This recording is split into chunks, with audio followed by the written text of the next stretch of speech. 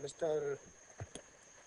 S.K. Chaturvedi, Chairman JERC, Mr. A.K. Jain, CMD of Rajasthan Electronics and Instruments Limited, distinguished delegates. We are in the last session of the day, and I'm very happy to participate in this sixth World Renewable Energy Technology Congress, which I have been attending for many years.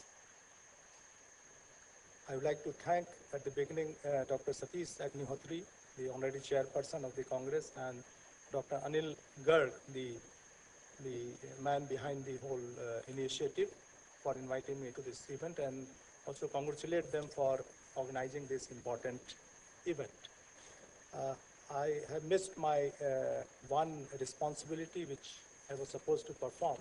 That is the introduction of the panelists of this session. I would like to introduce Mr.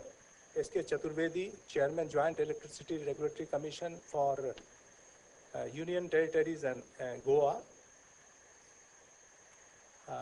He has been the CMD of NHPC earlier. He initiated the process of one nation, one grid. Sorry, not NHPC, but Power Grid. He initiated the concept of one nation, one grid as chairman of the Power Grid Corporation, and also promoted a smart grid concept in Puducherry. He was the president of very large power grid operators of the world and vice chairman of CBIP. He has introduced the concept of large-scale concept of LED lighting in Puducherry as an energy-saving project, which has now been replicated in 151 cities, covering 251 municipalities by 2016. His push for solar has made Chandigarh a smart solar city, getting 100 solar projects going on. The second panelist in my panel is Mr. A.K. Jain, Managing Director of the Rajasthan Electronics Instruments Limited. Mr. A.K. Jain started his career in REIL as engineer trainee in 1982 and rose to the level of MD in March 2011.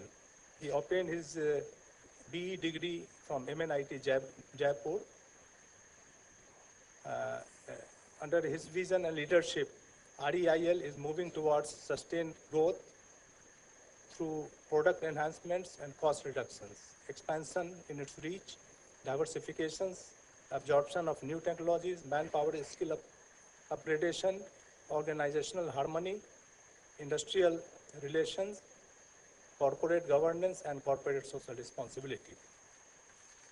Now, unfortunately, I don't have representative from either the central government or the state government or the CERC or from the solar project developers on my panel. Otherwise, we would also have known the views of these stakeholders as to what is required to be done to improve the regulatory framework to promote renewable energy in the country. As we have heard, India has huge potential, particularly for wind power and solar power. MNRE has estimated a huge wind power potential and also solar power potential. The NREL Berkeley, they have estimated a potential of 895 gigawatt, which includes 750 gigawatt of solar. Now, against this background of a huge potential, successive governments have been announcing different targets, which have been increasing every year. A National Action Plan on Climate Change, which was announced in 2008, as we remember, envisages 15% share of renewable in the overall energy mix of the country by 2020. The Jawaharlal Nehru Solar Mission had a modest target of 20 gigawatt. But it was only the last year that the Prime Minister gave a big push to renewable energy development, announcing 175 gigawatt of renewable power by 2022, including 100 gigawatt of solar and 60 gigawatt of wind power. But how do we achieve it? That is a big question. This is the topic of discussion throughout this Congress. As was mentioned by Mr. Chaturvedi, the policy and regulatory framework exists to promote renewable energy, to facilitate renewable energy in our country. Section 3.4.61.86 of Electricity Act provides the basic framework for promoting the renewable energy. The State Electricity Regulatory Commission, under the mandate given under the Electricity Act, have specified state-specific renewable purchase obligation, including the solar purchase obligations. Some state electricity regulatory commissions have also allowed wheeling, banking, and a third-party sale of renewable power. So you can bank your solar energy or wind energy, and you can also sell to the third party after paying a small wheeling charge. Now, there was a problem in the country that the renewable energy potential was concentrated in certain parts of the country. This wind potential is largely in the southern part and the western part of the country, whereas the solar potential is constrained by the availability of land. And therefore, there was a mismatch between the source of renewable energy and the demand centers for renewable energy. And therefore, to overcome this problem, the Central Electricity Regulatory Commission introduced the mechanism of renewable energy certificates, where you can sell renewable energy to the DISCOM at average cost or average price, you can say, and the resource deficit states can purchase REC to meet their renewable purchase obligation. Now the tariff policy has fixed a target of 3% of the total consumption to be met by solar energy by 2022, and many state regulatory commissions have come out with regulations in line with that. Now there is a proposal perhaps to increase this solar purchase obligation from 3% to use 8% by 2022. That will be a big push to the sector. Many states have also announced, as was also mentioned by Mr. Chaturvedi, the rooftop solar regulation, providing for net metering, where you can generate rooftop solar power, and your consumption will be set off against those that generation, and you have to pay only for the net energy consumed. Now this is the existing regulatory framework that exists in most of these states. But in spite of this, renewable power generation has not picked up at the desired pace. And so far, the total renewable power installed in the country is only of the range of 37 gigawatt. Now, you can imagine against 175 gigawatt of target by 2022, so far we have achieved 37 gigawatt. So, what is required to be done? And out of this 37 also, it is largely the wind power. There is a very small portion of solar power of about 3 gigawatt or so. Most of the states have specified very modest RPO, which is not going to meet the target which is envisaged by the Prime Minister. But on top of it, even this modest RPO, renewable purchase obligation, has not been met by most of the distribution companies. The renewable energy certificates are not selling on the energy exchanges, as we all know, and wherever it is very small quantities being sold, that is sold at the floor price all the time. I got the data from IEX for July 2015. On the IEX platform, only 17,000 RECs, solar RECs were traded against 2 million RECs offered. You can imagine what is the fate of REC today, in spite of the REC mechanism in place in most of the states. Similarly, the non-solar RECs, the only 100,000 non-solar RECs were sold against 8 million offered. So again, you can imagine, against 8 million, only 100,000. So it is hardly, you can say, 1% or so. And state regulatory commissions are not able to enforce RPOs. That is the malady. That is because of the, as mentioned, because of the weak enforcement mechanism provided under the Electricity Act. So let us see what are the issues that are coming in the way of achieving huge targets for renewables. The renewable energy resources, as we know, are unevenly distributed across the country. Wind power, solar potential, land availability is concentrated in certain parts of the country. Solar potential and its harnessing is constrained by the availability of land in the states, eastern states like, say, Bihar or maybe West Bengal, where the population density is very high, land is very, very scarce, and land is very, very expensive. So that is a big constraint. The other issue is about the transmission network. The existing transmission network is not able to cope with the variability of the renewable power. So the power grid had prepared a dedicated plan for a dedicated transmission line for renewable power, particularly solar power and wind power in certain states. So there has to be dedicated transmission network for solar and wind power.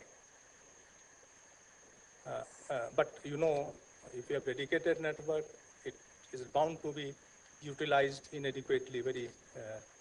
Utilization factor will be very, very low, which will increase the cost of transmission. There is also the issue of the informed nature of renewables. The DISCOMs are very, very concerned about its variability, and that causes that they are not able to plan properly. They are not able to manage their grid properly because of this variability. So that is one issue.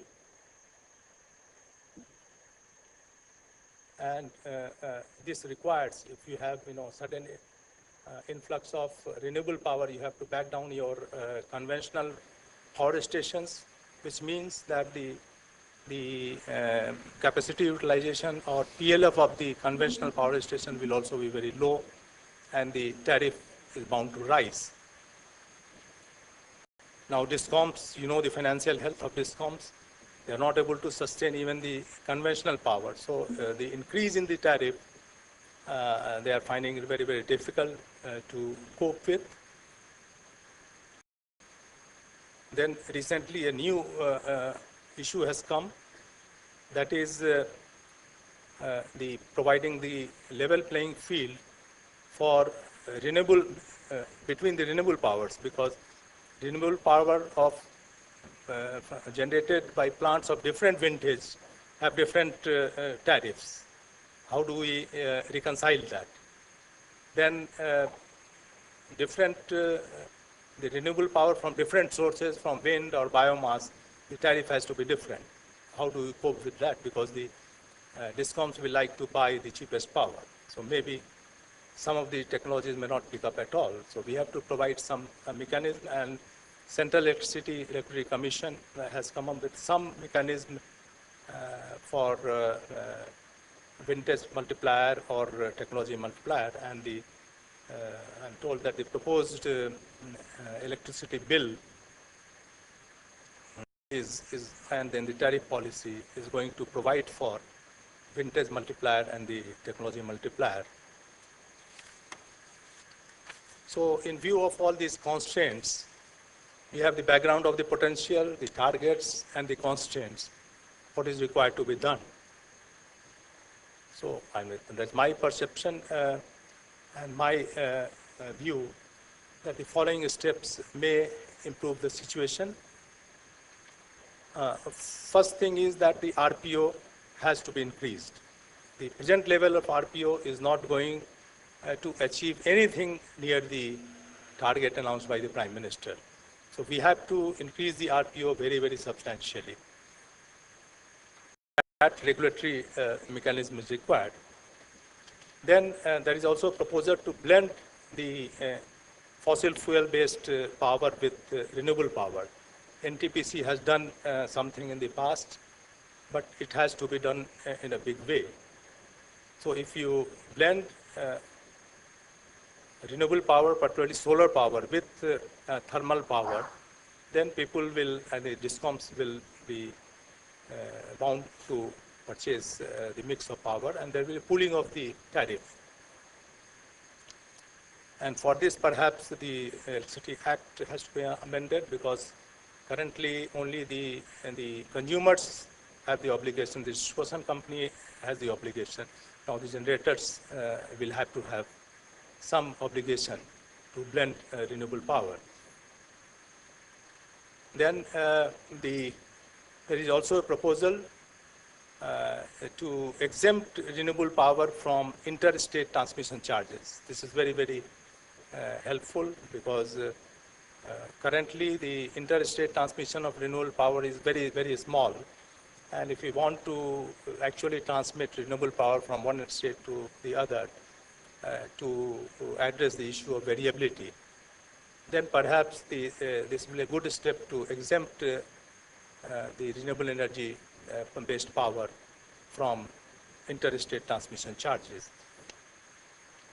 Now, the top of it, as I mentioned, the regulatory commissions are not in a position to enforce the renewable purchase obligations very, very effectively.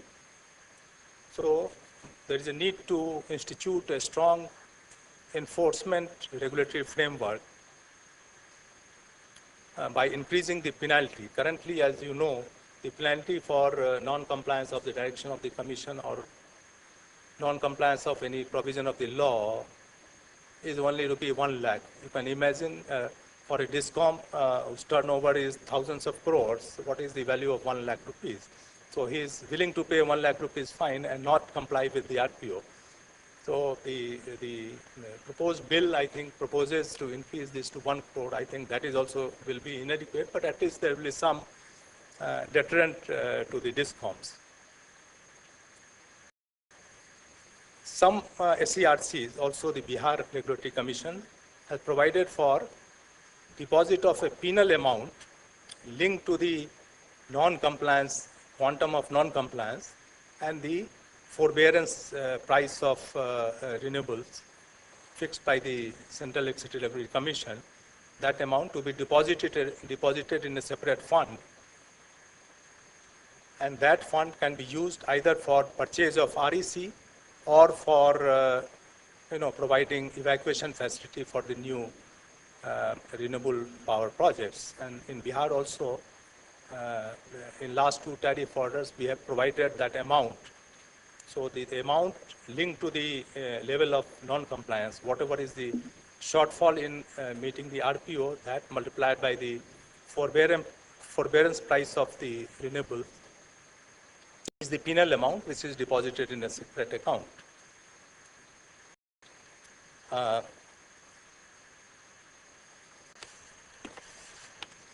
Now, again, I mentioned with a view to provide level playing field for plants based on different technologies and plants of different vintages. the vintage and technology multipliers are required. I think this is in the process. This is going to happen very soon. Now, the issue of availability of land has been raised by many speakers. So in view of that, rooftop is one solution because rooftop is available in large numbers in large areas, which can be used to generate electricity, and Chandigarh is a good example. Many state regulatory commissions have issued net metering regulation to support rooftop solar projects. So this has to be expanded further. One solution which was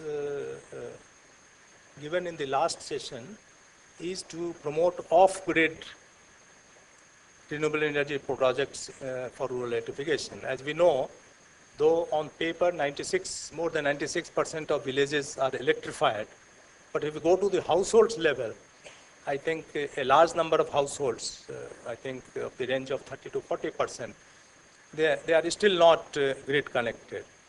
So the off-grid solution will be able to provide them electricity, and the 24/7 electricity concept can be achieved through off-grid projects also, though the tariff will be high and the government will have to come to the rescue as they are coming in case of conventional power. And then, of course, the renewables have must-run status. If the renewables are produced, these DISCOMs have to purchase that. That has to be backed by legal and regulatory framework. And then there has to be a complementary capacity of conventional power, such as hydro and gas-based power capacity, which can be ramped up and backed down at a very short notice. Then finally, as I mentioned, the DISCOMs have this concern of certain variability of renewable power and the problem of grid management. The CRC has come out with forecasting and scheduling framework for renewables also. If that comes in place, if the forecasting and scheduling is accurate, perhaps it will help the DISCOMs to manage the grid more effectively. So that is what I thought would be some of the ways forward to promote renewable energy in the country. Thank you very much. Thank you for listening and giving a patient hearing. Now, we can take the questions. You have 3 panelists, and we would particularly like to hear from the potential developers and investors what regulatory constraints they are facing and they are envisaging in doing renewable energy projects. Thank you very much.